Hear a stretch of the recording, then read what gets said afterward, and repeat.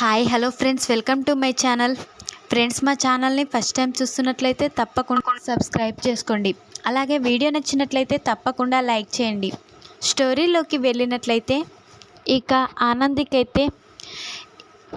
ఆనందికైతే జీవన మొదటి రాత్రి కార్యక్రమం అంతా ఆనందినే చూసుకోవాలని చెప్పగానే ఇక ఆనంది జీవన వల్ల బెడ్రూమ్ మొత్తం అలంకరించి చాలా బాగా రెడీ చేసి ఉంటుంది. అలాగే జీవనని కూడా రెడీ చేసి ఇక అన్ని పనులు చేస్తూ ఉంటుంది. అప్పుడే పార్వతి అక్కడికి వస్తుంది.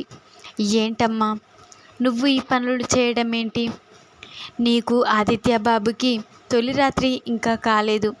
ఇప్పుడే పెళ్లి చేసుకొని వచ్చిన జీవన చైతన్య బాబుకి పెళ్ళి అయిన 2 రోజులకే మొదటి రాత్రి కార్యక్రమం జరుగుతుంది. దానికి పనులు కూడా నువ్వే చేస్తున్నావు. నీ మనసులో చాలా బాధ ఉంటుంది కదమ్మా. ఆదిత్య బాబుతో నీకు జరగవలసిన ముచ్చట జరగలేదు కదా అని పార్వతి అంటూ ఉంటుంది. లేదు పార్వతి, నాకేమీ బాధ లేదు. నీకు తెలుసు కదా, ఆదిత్య గారు కోలుకోవాలి. ఆదిత్య గారు కోలుకున్న తర్వాతే మాకు సంతోషం అని ఇక ఆనంది అనగానే, మీది గొప్ప మనసమ్మా.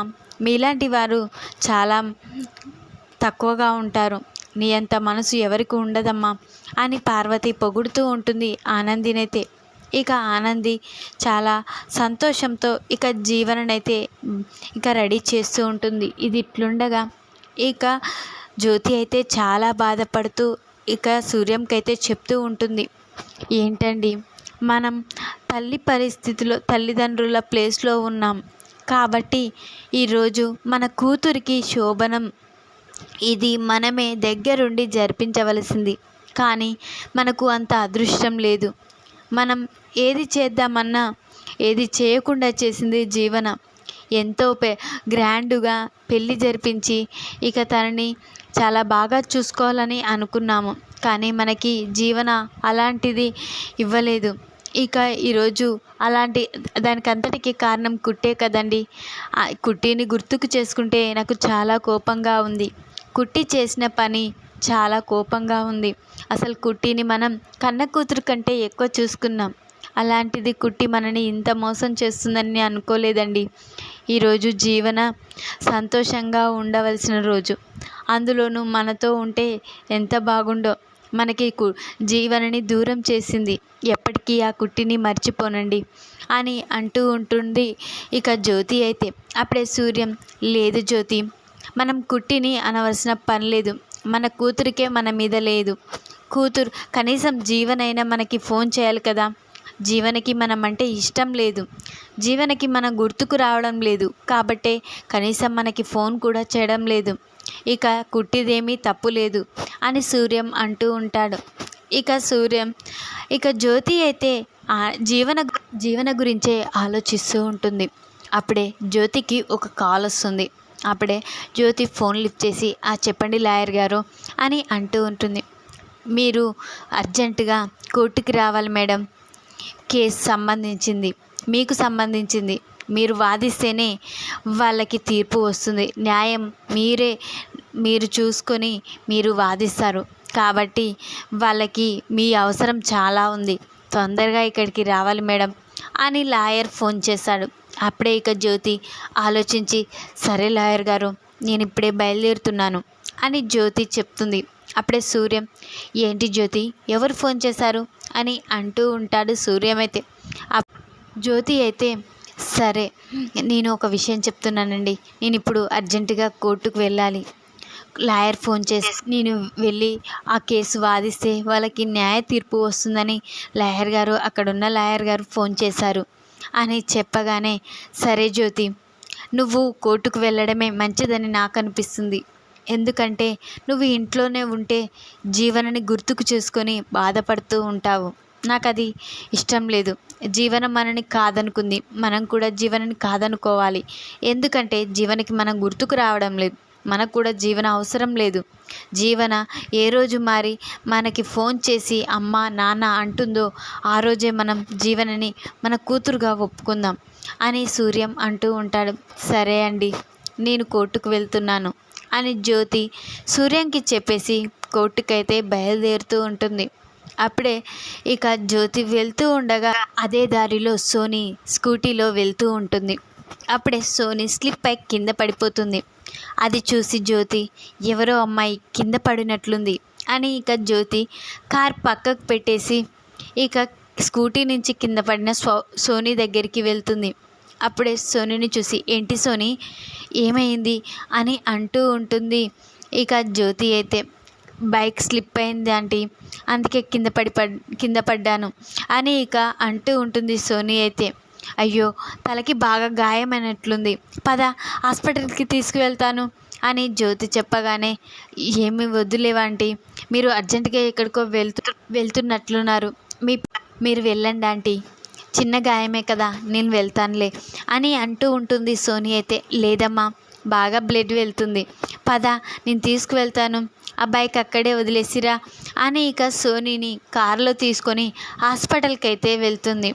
అప్పుడే ఇక డాక్టర్ గారు తలకి బాగా బ్లడ్ వెళ్తుంది, ఒకసారి చూడండి అని జ్యోతి చెప్పగానే సరే మేడం అని ఇక డాక్టర్ లోపలికి వెళ్ళి సోనీని తీసుకొని ఇక సోనీకి ట్రీట్మెంట్ జరిపి ఆ తర్వాత ఇక సరే అమ్మా ఇక నువ్వు కొద్దిసేపు రెస్ట్ తీసుకొని ఇంటికి వెళ్ళొచ్చు అని ఇక డాక్టర్ గారు సోనీకి చెప్పగానే ఇక సోనీ దగ్గరికి ఇక జ్యోతి అయితే వెళ్తుంది. అప్పుడే ఇక సోనీ ఇప్పుడు నార్మల్గా ఉంది కదా, నీకు ఏమీ బాగా నొప్పిగా లేదు కదా అని అంటూ ఉంటుంది జ్యోతి అయితే. అప్పుడే సోనీ లేదంటీ, మీ వల్ల ఇప్పుడు నేను హాస్పిటల్కి చాలా థ్యాంక్స్ ఆంటీ, మీ పనిని వదిలేసుకొని నా కోసం వచ్చినందుకు అని సోనీ అంటూ ఉంటుంది. అప్పుడే సరే సోనీ పద ఇంటికాడ డ్రాప్ చేసి నేను వెళ్ళిపోతాను అని అంటూ ఉంటుంది జ్యోతి అయితే. అప్పుడే సోనీ సరే ఆంటీ అని ఇక సోనీ ఇక జ్యోతి అయితే కారులో వెళ్తూ ఉంటారు. అప్పుడే ఇక సోనీ ఇక జ్యోతిని చూసి జ్యోతి ఆంటీ చాలా బాధగా ఉన్నారు, జీవన ఇక తను వాళ్ళని వదిలి వెళ్ళిపోయిందని బాధగా ఉన్నారు. అసలు జీవన ఏ తప్పు చేసింది, నిజంగానే తల్లిదండ్రులని విడిపోయి చాలా పెద్ద తప్పు చేసింది, ఆ నింద ఆనందిపై వేసింది, పాపం కుట్టి చాలా బాధపడింది, వెంటనే జ్యోతి గారికి ఒక విషయం చెప్పాలి అని సోనీ అనుకుంటూ ఉంటుంది. అప్పుడే ఇక జ్యోతి ఏంటి సోనీ అలా ఆలోచిస్తున్నావేంటి అని అంటూ ఉంటుంది. జీవన గురించి ఆలోచిస్తున్నారా ఆంటీ, జీవన గురించి బాధపడుతున్నారా అని సోనీ అంటూ ఉంటుంది. అప్పుడే ఇక ఏంటి సోనీ ఏం మాట్లాడుతున్నావు, జీవన గురించి నాకు గుర్తుకు చేయకు, జీవన కుట్టి చేసిన పని నేను ఎప్పటికీ మర్చిపోలేను, ఈరోజు కుట్టి నాకు పెద్ద ద్రోహం చేసింది, నా కూతురిని నాకు కాకుండా చేసింది అని ఇక తిడుతూ ఉంటుంది జ్యోతి అయితే. అప్పుడే సోనీ పాపం కుట్టి ఏ తప్పు చేయలేదని ఆంటీకి చెప్తే బాగుంటుందనుకుంటా అని ఇక సోనీ తన మనసులో అనుకుంటూ ఉంటుంది. అప్పుడే జ్యోతి ఏంటి సోనీ ఏం ఆలోచిస్తున్నావు అని అంటూ ఉంటుంది. మీకు ఒక విషయం చెప్పాలాంటీ అని సోనీ అంటూ ఉంటుంది. అప్పుడే జ్యోతి ఏం విషయం, జీవన గురించి చెప్తావా, జీవన గురించి అయితే మానేసుకో, జీవన నీ మర్చిపోవాలన్న ప్రయత్నం మేము చేస్తున్నాం, కుట్టి గురించి కానీ జీవన గురించి కానీ చెప్పకూడదు అని జ్యోతి అంటూ ఉంటుంది.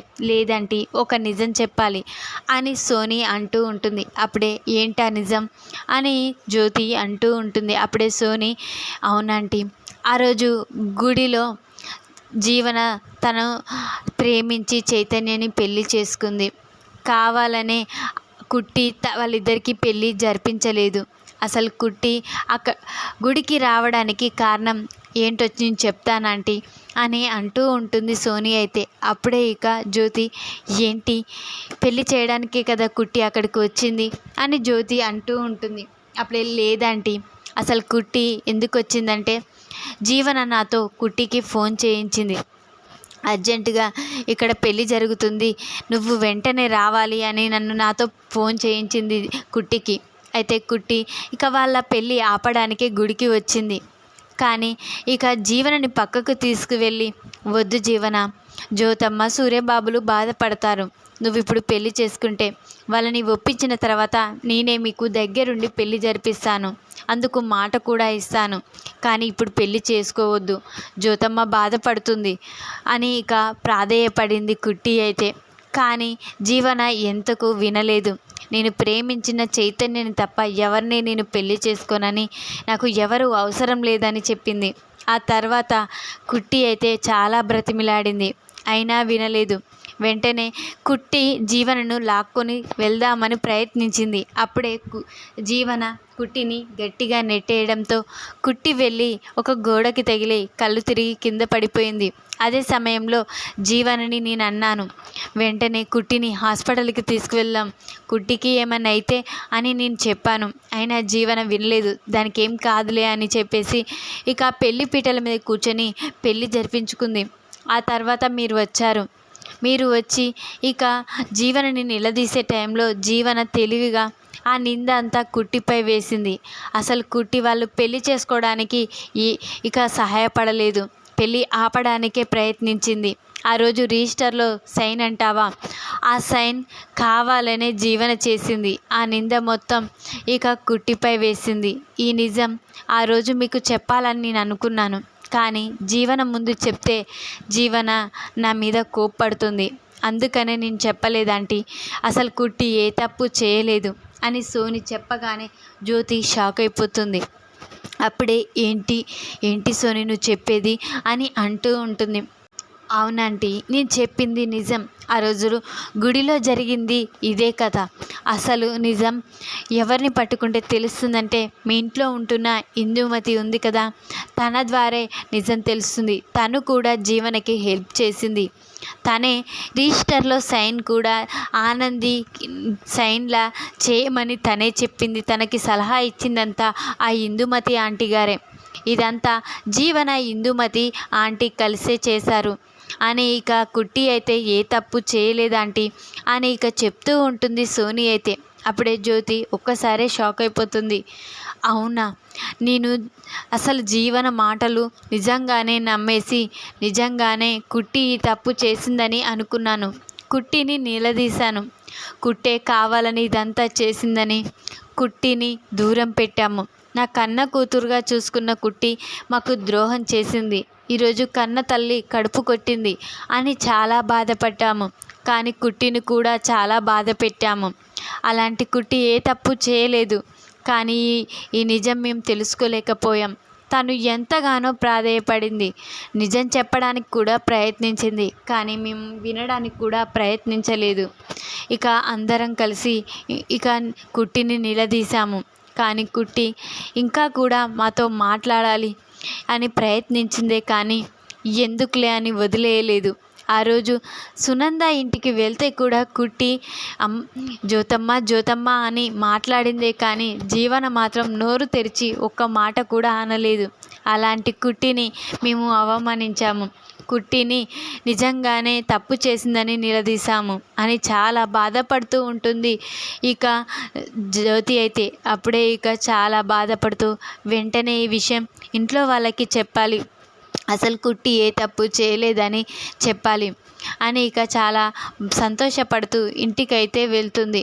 ఈ విధంగానైతే జ్యోతి ఇంట్లో వాళ్ళందరికీ కుట్టి ఏ తప్పు చేయలేదు, కావాలనే జీవన కుట్టిపై ఈ నింద అంతా వేసింది, జీవనే ఇదంతా చేసింది, ఇంట్లో వాళ్ళందరికీ కుట్టి ఏ తప్పు చేయలేదని చెప్పేస్తుంది ఇక జ్యోతి అయితే సోని ద్వారా ఈ విధంగానైతే నిజం తెలుసుకుంటుంది.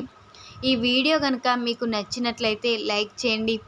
మరిన్ని వీడియోల కోసం ఛానల్ని సబ్స్క్రైబ్ చేసుకోండి ఫ్రెండ్స్. Thanks for watching.